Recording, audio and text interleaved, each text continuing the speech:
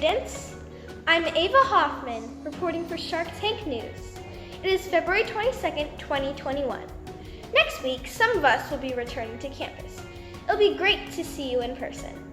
But until then, Shark Tank News will bring you some news that you can use. Up first, did you know that students are still playing sports these days? Ethan will show you how student athletes are staying safe while playing sports like basketball. A question that has been floating around a lot with the pandemic going on is, are you still able to play contact sports such as basketball? Let's go take a look. The only way to play if you're not a professional basketball player is to join a private tournament with your team, and only 2 family members are allowed to watch your game at a time, unlike before. There are rules you have to follow before you enter the gym. 1, you have to get your temperature checked at the front of the gym. 2, sign a waiver that you don't have COVID-19. 3, wait outside until your game starts so the gym isn't cramped. And 4, the most important rule is to wear a mask until you step onto the court to play. Basketball's changed as a spectator due to COVID, most notably because you have to wear a mask, social distancing even within the gym, and you also get your temperature taken beforehand, as well as cheering. Crowds are a little bit different because of social distancing. It's not as fun because you don't have the high fives and things like that that you used to. But the short answer is yes. You are able to play contact sports such as basketball, but it requires a lot of precautions, and you have to play in a private court, gym, or field. This is Ethan Parsons reporting from Shark Tank News. Now, back to our anchors. Women in Science was February 11th. However, it's never too late to share this important topic. Up next, we have Lydia presenting why it's important to get more girls and women into the field of science. Today I'll be telling you about different women in science in honor of International Day of Girls and Women in Science. Now, before I continue to tell you about women in science, I want you to imagine a scientist and where they are.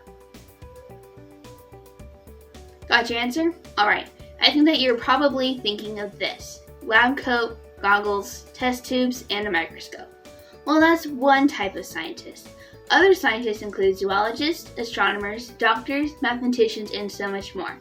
There are lots of different types. You might have heard about these amazing scientists like Marie Curie, who was a physicist and chemist. She won 2 Nobel Prizes and researched radioactivity. She also discovered 2 elements, polonium and radium, and founded the Curie Institute in Paris. She was also good friends with Hertha Ayrton, who was an engineer, mathematician, and inventor. Another amazing scientist is Jane Goodall, who was a primatologist, ethologist, and anthropologist. She is known for discovering primate tool making, being the world's foremost expert on chimpanzees. She was an animal rights and wildlife conservation activist. These are 3 outstanding examples of female scientists. There are tons more. Hi, it's Miss Wadsworth, science teacher and citizen scientist. So I absolutely think that it's important for girls to like science, because science literally is everything. You cannot live on our planet without science. Even if you just think about, why did that happen? That's science. So yes, absolutely, science is important for everyone, and especially girls, because I feel like they're kind of told that it's for boys, when really science is for everyone. I think the most important thing is to keep up curiosity. If everyone has curiosity, and if you can see other women doing it, then you can do it too. I hope that you like learning about amazing women in science, and remember that anyone, girl or boy, can do anything. This is Lydia Appleton reporting for Shark Tank News. Now back to our anchor. Pevlegs! Shark Tank News has begun collaborating with Miss Alyssa's public speaking rotation. Up next, we have the first installment of Dunk Tank News from Public Speaking.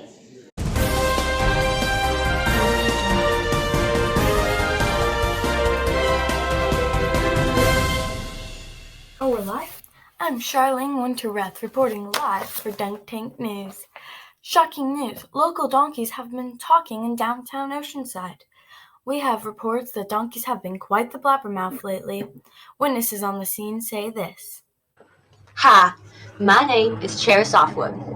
Earlier this morning, I was minding my own business when a donkey walked up to me and started asking me directions to the nearest Starbucks. All of a sudden, another one walked up to me and was asking me where they could get a new manicure because, their hooves were a dirty mess. Of course, I helped lead them in the right direction, though. At the end of it, I knew something weird had happened to those donkeys. And one expert has information and advice. Hello, my name is Miranda Francis, and as a donkeyologist, I have learned that this only happens when a negative food chemical winds up in their food and gets consumed. Research indicates that when this happens, it affects our vocal cords. However, we still aren't sure how or why it does. If for some reason you find yourself around these talking creatures, then me and my whole team strongly advise you to report it to your nearest vet or farmer. Maybe take a video first to show your friends, but then report it.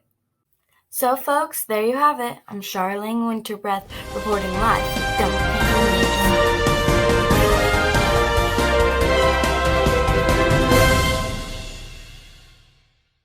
Finally, in the month of March, Shark Tank News will be focusing on pets and other animals. To kick this off, we have Amazing Pet Tricks Flipgrid Challenge. We're asking you to share your pets with us on Flipgrid. Show us your pet's best trick to have the chance to be featured on March episode of Shark Tank News. Well, that's all the time we have today. We hope you enjoyed the show, and we'll see you again next time. I'm Ava Hoffman reporting for Shark Tank News, signing out.